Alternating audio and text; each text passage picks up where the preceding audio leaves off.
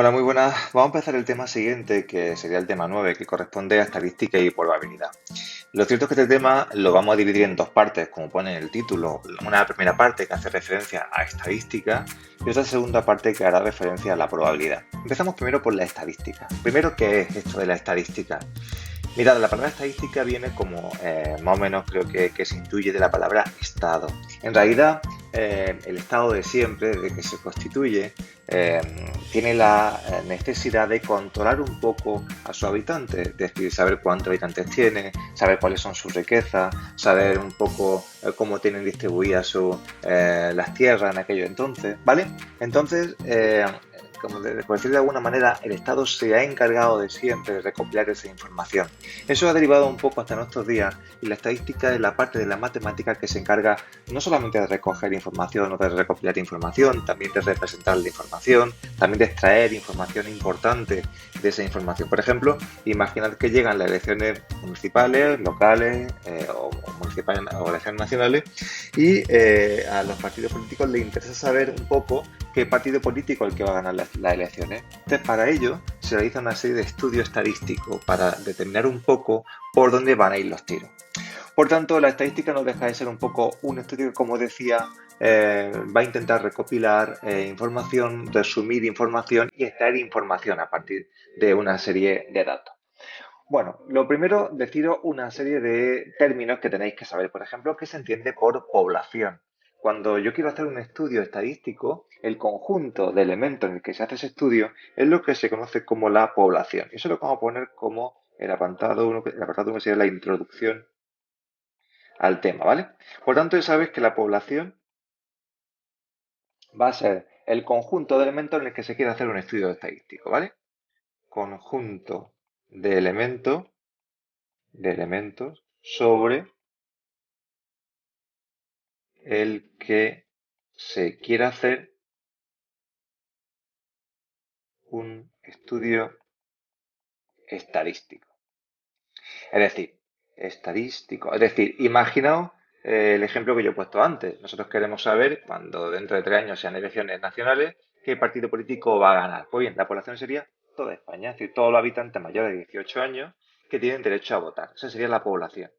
Pero claro, si nosotros tenemos que hacer un estudio estadístico, queremos saber un poco qué tal, resultaría imposible recopilar la información de todos los habitantes mayores de 18 años, ¿vale? Es decir, no podemos llamar por teléfono a todos los habitantes para decirles a qué partido va a votar, entre otras cosas porque no todo el mundo tiene teléfono, no todo el mundo nos va a coger el teléfono, no todo el mundo nos va a contestar y económicamente sería un pastón. Entonces, ¿qué es lo que hace la empresa? En vez de, cuando se quiere hacer un estudio estadístico, en vez de preguntar a toda la población, lo que hacen es que cogen un subconjunto de ella, un subconjunto que sea representativo, que eso será otra cosa que veremos en cursos posteriores porque no es tan fácil, ¿vale? Pero lo que vamos a hacer es coger un conjunto de la población para preguntar y luego a partir de ahí extraer esa información. El conjunto de población es el que nosotros conocemos como muestra, ¿vale? Por tanto, la muestra es un subconjunto de la población. Por ejemplo, en el que estoy diciendo de que queremos hacer una encuesta para saber qué partido político es el que va a ganar las elecciones nacionales, pues por ejemplo, una empresa, si quiere hacer este estudio, lo que va a hacer es que va a llamar a 1000 personas por teléfono. Pues bueno, esas 1000 personas sería la muestra de la población. La población sería toda España, todos los mayores de 18 años que van a votar, y la muestra sería aquellos a los que nosotros hemos llamado por teléfono. ¿Queda claro? Por tanto, la población sería el conjunto de elementos en el que se va a hacer el estudio, pero normalmente, como suele ser muy grande, lo que hacemos es que cogemos una pequeña muestra de ella y le preguntamos a esa muestra, ¿vale? Como decía, lo importante aquí es determinar esa muestra de forma correcta, ¿de acuerdo? Pero bueno, eso será otro punto que luego nos vamos a tratar en primero y que trataremos en tercero. Bueno, pues una vez que sabéis qué se entiende por población y qué se entiende por muestra, vamos a dar un paso más y vamos a decir que cuando nosotros queremos hacer un estudio, los elementos en los que queremos estudiar se suelen llamar variables. Por ejemplo, si hablamos de las elecciones, pues nuestra variable será el partido político al que vamos a votar. Si queremos saber, por ejemplo, el número de hijos que tiene la familia, pues nuestra variable será el número de hijos que tiene la familia. Y esas variables, digamos que se dividen en dos grandes tipos de subvariables, o tienen dos nombres, por decirlo de alguna manera. Las variables pueden ser de tipo cuantitativo o de tipo cualitativo. Mirad, una variable se dice que es de tipo cuantitativo, ¿vale? Cuando los posibles resultados que podemos obtener son siempre números, cantidades, ¿vale? Esto es cuando sean cantidades. Por ejemplo, yo quiero hacer un estudio del número de hijos que tiene la familia. Eso sería una variable cuantitativa porque me va a dar un número, 2, 3, 4, 1, 0, ¿vale? O por ejemplo, quiero saber cuál es la renta que tienen aproximadamente las familias españolas. Eso también será cuantitativo porque será una cantidad. Bueno, una familia entrará 1.000 euros, otra familia entrará 2.000, ya dependerá. Y luego están las variables cualitativas. En ese caso, el resultado no va a ser un número, va a ser un elemento, una cualidad, un elemento cualitativo. Por ejemplo, si pregunto qué partido político es el que va a votar, evidentemente eso no es un número. Uno dirá, pues no sé, PP, PSOE, Ciudadanos, Vox, el que sea, ¿vale?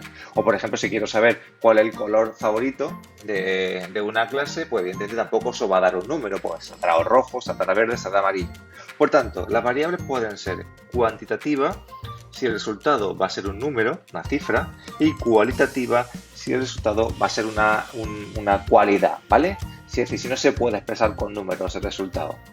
¿Por qué es importante que sepamos si una variable es de tipo cualitativo o cuantitativo? Mirad, pues porque lo que vamos a ver a continuación este año, nosotros y nosotras prácticamente no vamos a hacer ningún tipo de distinción, pero el estudio se hace diferente de si la variable es cuantitativa o si la variable es cualitativa, ¿vale? Es decir, cómo se calculan los parámetros, cómo se representan, se hace de forma distinta.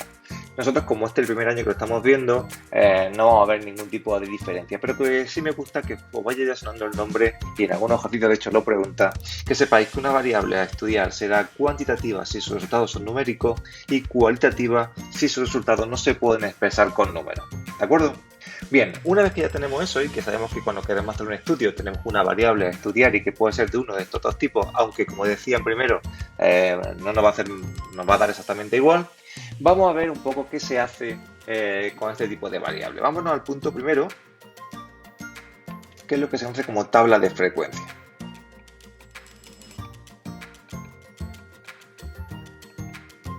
Mirad, cuando yo quiero hacer un estudio, por ejemplo, volvemos al de siempre, al de qué partido político el que va a votar usted en las próximas elecciones. Nosotros pues, nos ponemos a llamar por teléfono y la gente nos va diciendo cosas, ¿no? Pues uno dice, pues yo le voy a votar al PP, yo le voy a votar a Vox, yo le voy a votar al PSOE, yo a Unidos Podemos, yo a Ciudadanos, yo al de mi pueblo, ¿vale? Entonces, claro, cuando nos vamos llamando tenemos que ir apuntando de alguna manera, o bien con rayitas, o bien con números, de alguna forma, para luego contar, ¿verdad? Bueno, pues para que las informaciones queden perfectamente definidas y no sea un desastre, ese tipo de datos los solemos agrupar en lo que se conoce como tablas estadísticas, o tablas de frecuencia en este caso, ¿vale? ¿Cómo se hace eso? Mirad, voy a poner un ejemplo. Imaginad que yo lanzo un dado, y lanzo un dado 10 veces, ¿vale? Por ejemplo, el dado lo lanzo 10 veces y tengo un 1, un 1 otra vez, luego tengo un 3, luego tengo un 4, luego tengo un 5, luego sale un 5, luego sale un 2, luego sale otro 1, 1, 2, 3, 4, 5, 6, 7, 8, ahora sale un 6 y ahora sale un 2, ¿vale? Bueno, aquí tengo el dado que lo he lanzado 10 veces. ¿Cómo resumo yo esta información en una tabla de frecuencias que se llama? Pues mirad, lo primero que vamos a hacer va a ser, vamos a hacer una tabla, vamos a llamar por X a la variable que estamos estudiando. Normalmente la variable que estudiamos, lo hemos visto antes, lo que eran las variables continuas, discretas y cualitativas, perdón, hemos dicho que las variables se dividen en ese tipo de subgrupos, ¿verdad? Bueno, pues las variables se suelen llamar con una letra generalmente mayúscula, pero bueno, por ejemplo, en este caso, si hablamos de lanzar un dado, voy a llamar por X al número obtenido al lanzar un dado, ¿vale? Esta va a ser mi variable que voy a estudiar. Por cierto, ¿qué tipo de variable creéis que sería? ¿Sería cuantitativa o sería cualitativa? Efectivamente, sería cuantitativa porque los resultados que pueden darme son siempre números. O sale un 1, o sale un 2, o sale un 3, o sale un 4, ¿vale? Por tanto, es una variable, lo voy a escribir aquí, ya por gusto. Es una variable, viene bien siempre que lo escribamos, que ya digo que en primero nos va a dar igual, pero lo vamos a escribir. Esto es una variable cuantitativa, ¿vale? Bueno, pues una vez que ya sé que la variable es cuantitativa, decía cómo resumo yo esta información en una tabla de frecuencias. Pues hacemos una tablita de la siguiente manera. Hago una línea vertical, aquí hago otra línea, ¿vale? Aquí pongo la variable x que estoy estudiando y aquí voy a poner lo que se conoce como frecuencia absoluta y que se suele representar como f sub i, ¿vale? Es decir, ¿qué se entiende por frecuencia absoluta? Mirad, f sub i es la frecuencia absoluta y no es nada más y nada menos que el número de veces que sostiene cada uno de los resultados de la variable que está. Primero, ¿qué se pone aquí en la primera columna? Esto es el número obtenido cuando lanzamos un dado. Evidentemente, ¿cuáles son las posibilidades cuando lanzamos un dado? Pues cuando lanzamos un dado, o bien tengo un 1, o bien tengo un 2, o un 3, o un 4, o un 5, o un 6. Eso está clarísimo, ¿vale? Un 7 no puede salir un dado, no sé que tenga 7 caras, pero hablamos de un dado normal, un dado de 6 caras. Pues bien, siempre cuando hagamos la tabla estadística, aquí vamos a poner el conjunto de resultados que pueden darse. Siempre. Esa va a ser la primera columna. Por ejemplo, si hablamos de las notas son enteras, aquí pondríamos pues, desde un 0 hasta un 10, que serían las 10, bueno, en este caso las 11 posibilidades que tendríamos, desde 0 hasta 10, si es que el 0 entra. ¿De acuerdo? Bueno, pues aquí ponemos el conjunto de posibilidades que pueden darse con la variable. ¿Y qué se pone aquí en la columna de la frecuencia absoluta? Que se escribe así, una F y una I chiquitita, ¿vale? Bueno, pues la frecuencia, lo que nosotros vamos a ir escribiendo aquí es el número de veces que se ha dado este resultado en el problema que nosotros nos plantean. Por ejemplo, aquí, en este ejercicio que yo he dicho de lanzar un dado 10 veces, el 1, fijaos que ha salido 1, 2 y 3 veces. Por tanto, ya que escribiré que el 1 ha salido 3 veces. Fijaos que estoy resumiendo la información. Ahora yo sé que el 1, tengo 3 casos para el 1, ¿vale? Mientras que si lo vemos aquí, esto es un poco engorroso ver cuántas veces ha salido el 1. Fijaos que aquí queda perfectamente determinado. Seguimos. El 2, ¿cuántas veces ha salido el 2? Pues me vengo por aquí, el 2 ha salido 1 y 2 veces. Pues pongo que el 2 ha salido 2 veces. Y el 3, pues el 3 me vengo por aquí, tengo 1 vez nada más, pues el 3 ha salido una vez. Y el 4 ha salido una vez también, pues el 4 una vez. El 5 ha salido 2 veces y el 6, si contáis, ha salido solamente una vez. Pequeño truco para asegurarme de que no me he dejado nada. Como aquí hay 10 datos, aquí cuando suméis tienen que salir 10 datos. 3, 4, 5, 6, 7, 8, 9 y 10. Está bien, ¿vale? Por cierto, el número de datos se representa con la letra N. Lo digo porque cuando hagáis el ejercicio siempre contéis, no vaya que os falte alguno. Es decir, si aquí hay 10 datos, cuando suméis la columna tiene que daros los 10 datos del ejercicio. Si da 9 o da 11, pues repasarlo porque algo está mal. Por tanto, fijaos que en vez de tener los datos así, desperdigados, ¿vale? Que no queda claro cuál ha salido antes, cuál ha salido más, cuál ha salido menos, lo ideal es resumirlo en lo que se conoce como una tabla de frecuencia. Aquí ponemos los valores de la variable, es decir, lo que puede darse, lo que la variable puede dar como resultado, y aquí las veces que ha salido cada uno de los resultados. Si nos fijamos, aquí se ve claramente que el número que más ha salido ha sido el 1, que ha salido 3 veces, y los que menos, el 3, el 4 y el 6, que solamente han salido una vez. Claro, esto diréis que es una tontería, que lo puedo ver aquí. Sí, pero es que esto es un ejercicio muy tonto, solamente hay 10 datos. Pero si estamos haciendo un estudio estadístico llamando a 1000 personas, imaginaos lo que es tener 1000 datos ahí puestos. Eso es un desastre, ahí no se ve la información. Sin embargo, con la tablita sí que se ve de un vistazo, pues por ejemplo, cuál es el partido político que más se ha votado. Simplemente pues yo miro aquí y el que tenga la frecuencia mayor es el que ha tenido un mayor respaldo de la población, ¿vale? Sin embargo, veréis que muchas veces os preguntan no solamente por la frecuencia absoluta, sino también por lo que se conoce como la frecuencia relativa. Mirad, la frecuencia relativa, lo que se suele hacer, bueno, primero deciros que la frecuencia relativa se representa con la letra H y su I minúscula, y se llama frecuencia relativa. Bueno, pues la frecuencia relativa, lo que solemos hacer es que añadimos una columna nueva, ¿vale? Aprovechamos la que tenemos y hacemos una columna nueva. Te voy a escribir está bien, que está torcido. Vale. Y la ponemos aquí. Mirad, ¿por qué hace falta recurrir a una frecuencia nueva? Mirad, si yo digo que el 1 ha salido 3 veces, eso puede ser mucho o puede ser poco, ¿verdad? Porque si el 1 ha salido 3 veces de 4 que he lanzado un dado, son muchísimos. Pero si el 1 ha salido 3 veces de 500 veces que he lanzado un dado, eso es poquito. Por lo tanto, la frecuencia absoluta en realidad no nos da una idea clara de si un resultado es o no representativo, es decir, si es mucho o poco. Por eso se recurre siempre a la frecuencia relativa. ¿Y la frecuencia relativa cómo se calcula? Pues muy fácil, porque la frecuencia relativa se calcula simplemente dividiendo la frecuencia absoluta entre el número total de datos. Me explico, para que veáis a lo que me refiero. ¿Cómo se calcula la primera frecuencia relativa? Tengo frecuencia absoluta 3, número de datos 10. Pues escribo 3 de 10, que lo puedo dejar así, o si queréis 0,3. Se puede dejar si queréis en forma de decimal, ¿vale? O en forma de fracción, como queráis. ¿Cuál es la frecuencia relativa del segundo de este de aquí? Pues divido su frecuencia, que es 2, entre el total, que sería 2 de 10.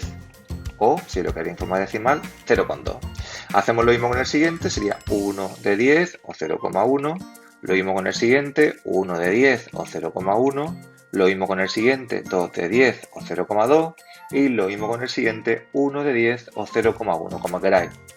Esto sí que me da una idea de si un elemento se ha repetido mucho o no, porque fijaos, si aquí me fijo el 1, ha salido 3 veces de cada 10, ¿vale? Sí, me da una idea de que el 1, bueno, ha salido mucho, pero tampoco que sea una cosa muy llamativa. Fijaos que aquí me di cuenta que el 3 ha salido una vez de cada 10, que el 5 ha salido 2 veces de cada 10, ¿vale? Por tanto, digamos que esta nueva columna nos vuelve a dar información extra. Luego, cuando nos pidan que hagamos una tabla de frecuencia, lo que nosotros vamos a hacer es, primero, aquí ponemos siempre los valores de la variable, es decir, los posibles resultados que esa variable puede tener. Aquí ponemos la frecuencia absoluta, que es el número de veces que se ha dado cada elemento de esa variable. Y finalmente aquí ponemos la frecuencia relativa, que es el número de veces que se ha dado, que se ha obtenido esa variable, dividido entre el número total de datos. Lo podemos escribir en fracción y si queréis, podéis hacer la cuenta y dejarlo en decimal. De las dos formas nos vale. Os propongo otro ejemplo. El ejemplo 2. Mirad. Ejemplo. De nuevo, seguimos con el lanzamiento de un dado. Pues imaginad que lanzamos un dado. Bueno, vamos a cambiar para que no sea un dado, vamos a suponer que son las notas de clase, ¿vale? Imaginad que tengo 20 notas de clase. Eso sí, las notas tienen que ser enteras, no vale el 1,5 o el 1,7. Es decir, vamos a poner desde un 1 hasta un 10, ¿vale? Bueno, pues si las notas son uno ha sacado un 5, otro ha sacado un 6, otro ha sacado un 5, otro un 4, otro un 3, le pregunto a Pepe, ha sacado un 2, le pregunto a José, ha sacado un 9, le pregunto a María y ha sacado un 5, le pregunto a 1, 2, 3, 4, 5, 6, 7, 8, 9, 10 y a los otros 10. Le pregunto a Juan, ha sacado un 1, a Manuel ha sacado un 7, a Ana un 8, el otro ha sacado un 4, el otro ha sacado un 3, el otro ha sacado un 1, el otro ha sacado un 6, un 8, otro un 6, un 2 y un 5. ¿Vale? Estas son las notas de 20 alumnos de una clase. Bueno, pues vamos a ver cómo se representa o cómo se resume la información. Primero, ¿qué variable estoy estudiando? Voy a llamar X, pues tienen las notas, ¿vale? ¿Qué tipo de variable sería cualitativa o cuantitativa? Efectivamente, sería cuantitativa. Es una variable cuantitativa, ¿vale? ¿Por qué? Porque los posibles resultados que pueden darse son números. Ahora hago una tabla. Aquí pongo una línea. Aquí pongo otra línea. X. Aquí pongo la frecuencia absoluta. Aquí pongo los posibles valores que pueden darse de la variable, puesto que son las notas. Los valores que pueden tenerse son, viendo lo que tengo, un 1, un 2, un 3, un 4, un 5, un 6, un 7, un 8 y un 9. 10 no voy a poner porque 10 no hay, ¿vale? Entonces cada rato que lo ponga. Y ahora voy a contar. Vamos a ver, con un 1, ¿cuánta gente tiene un 1? Yo os recomiendo cuando tengamos así datos que vayamos tachando. Pues con un 1 hay 1, 2, ¿verdad? Pues con un 1 hay 2 personas.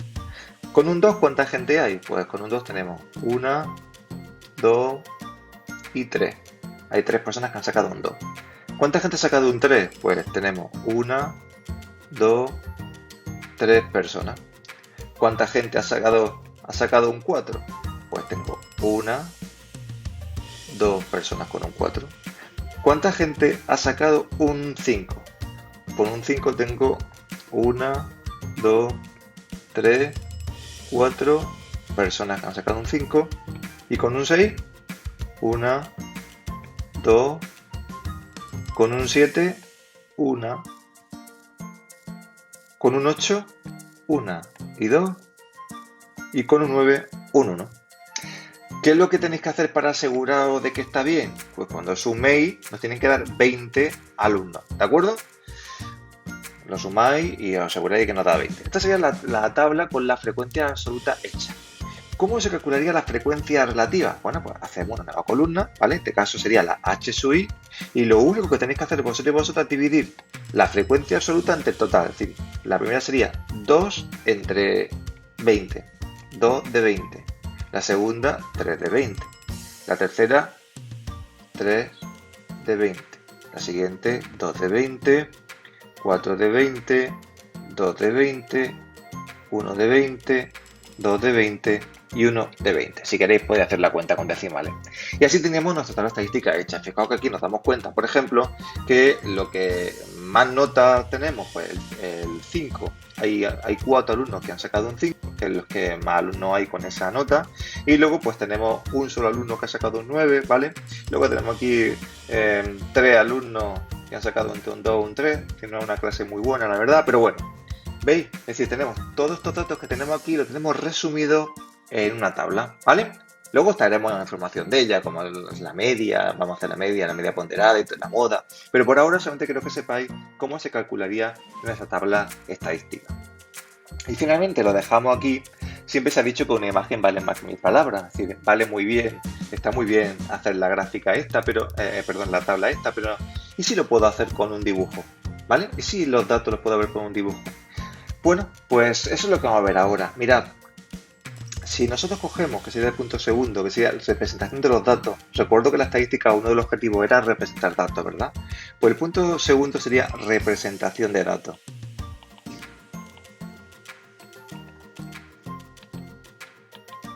Mira, los datos los podemos representar de muchas maneras. Nosotros aquí en el primero, como el primer curso, solamente lo vamos a ver de dos formas. Mediante lo que se conoce como un diagrama de frecuencia, y lo que se conoce, y también vamos a utilizar el polígono de frecuencia ahí, y lo que se conoce como el diagrama de sectores. Vamos a ver, digamos, esas tres cosillas. En realidad son dos, pero bueno, porque el primero y el segundo se pueden agrupar en uno. Mirad.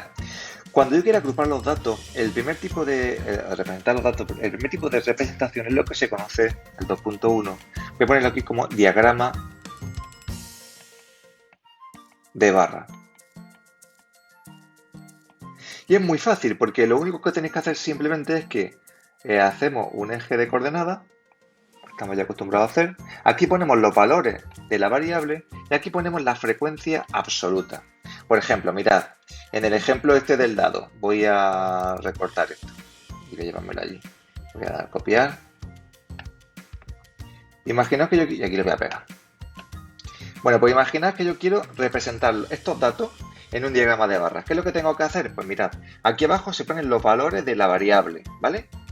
He puesto x sub i porque eso suele llamar x sub i, pero bueno, aquí lo he puesto como x para no liaros. Voy a llamarlo también x, ¿vale? Aunque x sub i, pero bueno, x. Decía, aquí ponemos los valores de la variable. Fijaos que como era un dado, los valores eran de 1 hasta 6, ¿verdad? Aquí pongo el 1, el 2, el 3. Voy a poner un poco más separado para que no se vea mejor. Aquí voy a poner el 1, el 2, el 3, el 4, el 5 y el 6. 1, 2, 3, 4, 5 y 6. Y aquí lo que escribimos son las frecuencias. Es decir, las frecuencias, como tenemos 1, 2, 3, pues por ejemplo aquí estaría el 1, aquí estaría el 2 y aquí estaría el 3. Pues bueno, lo único que tenemos que ir haciendo nosotros son rectangulitos que indiquen para cada valor de x qué frecuencia tiene. Por ejemplo, si fijáis, para el 1 su frecuencia es un 3, ¿verdad? Pues el 1 hacemos una especie de rectángulo que llegue hasta el 3, ¿de acuerdo? Y ahí tendría la primera representación. Si os fijáis, el 2 llegaría hasta el 2, ¿verdad? Pues hago un triángulo en el que me dice que el 2 llegaría hasta el 2. Hago una especie de rectángulo, ¿vale? En el que el 2 llega hasta el 2. El 3 hasta el 1. Pues hago un rectángulo desde el 3 hasta el 1. El 4 hasta el 1, pues el 4 hago un rectángulo hasta el 1, igual que antes. ¿vale? Bueno, sería un poco más bajo, pero sería igual. El 5 llegaría hasta el 2, pues el 5 llegaría hasta el 2. Y el 6 llegaría hasta el 1. Y el 6 se nos quedaría hasta el 1. ¿Vale? Bueno, pues aquí tendríamos representado esta tabla estadística mediante lo que se conoce como un diagrama de barras. Muy facilito. Aquí ponemos los valores de la variable y aquí ponemos la frecuencia absoluta a la que llega, ¿vale? El 1 llega hasta el 3, el 1 llega hasta el 3, el 2 llega hasta el 2, el 2 llega hasta el 2, el 3 llega hasta el 1, el 3 llega hasta el 1 y así lo pondríamos todo. Por cierto, si unimos todos los puntitos, todas las cúspides de estas barras, es decir, uno esto, con esto, con esto, con esto, con esto y con esto, y hago esto, lo voy uniendo mediante una línea, tengo así, así, así, porque esto sería igual, ¿vale? Hasta arriba y hasta abajo. Este dibujito que aparece aquí es lo que se conoce como polígono de frecuencia. Por eso decía que se pueden agrupar en uno el polígono de frecuencia y el diagrama de barras, porque una vez que tengo el diagrama de barra hecho, pues tengo el polígono de frecuencia, ¿de acuerdo? Entonces facilito cómo se calcula el diagrama de barra y cómo se calcularía el polígono de frecuencia. Ya sabéis, diagrama de barra, aquí ponemos los valores de la variable x y aquí pondríamos los valores de la frecuencia. Y luego vamos haciendo rectangulitos hasta cada una de esas frecuencias. Esto lo habéis visto muchas veces seguramente en televisión. Cuando se representan los datos está una forma de darlo. Es decir, no los dan así, no los dan con una tabla estadística, pero se ha tenido que hacer primero la tabla estadística para sacar ese dibujo, ¿de acuerdo? Pero hay otra forma que seguro que habéis visto en los periódicos, en televisión, cuando quieren representar los datos. Por ejemplo, cuando se quiere saber a qué partido político es que se va a votar, los datos se dan en lo que se conoce como un diagrama de sectores, lo que se conoce como un quesito. Ya con esto acabo, ¿vale? Sería el segundo punto, sería diagrama de sectores.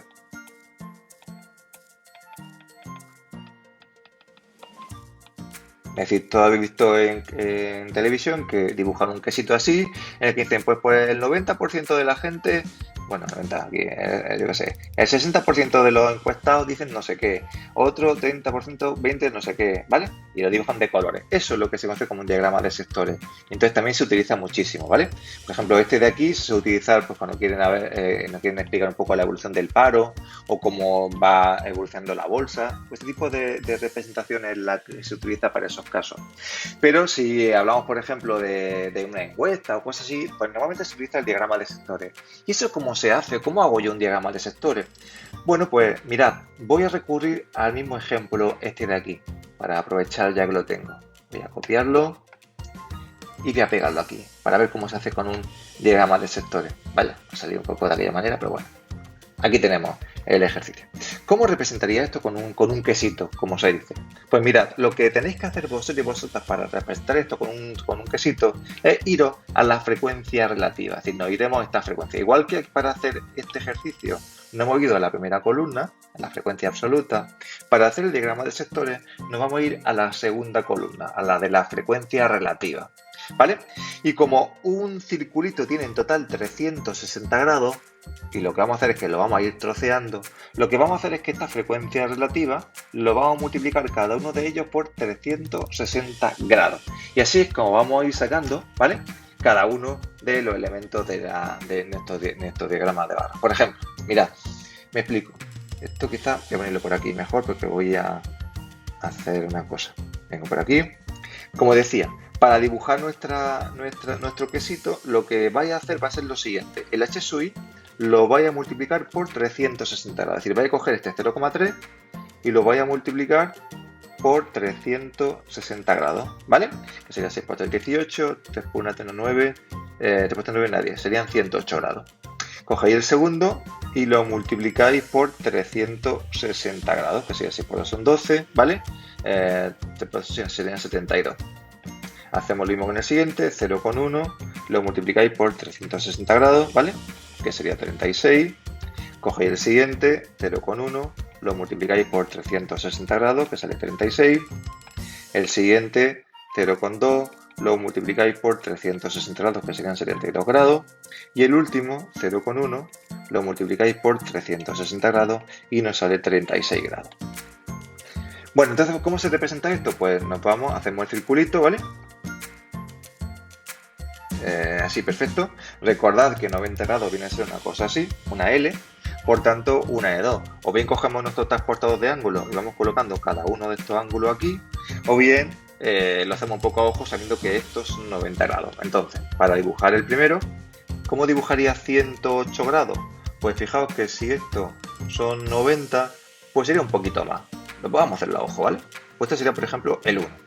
El segundo sería 72 grados. Pues fijaos que si la L, si esta L sería 90, un poquito menos.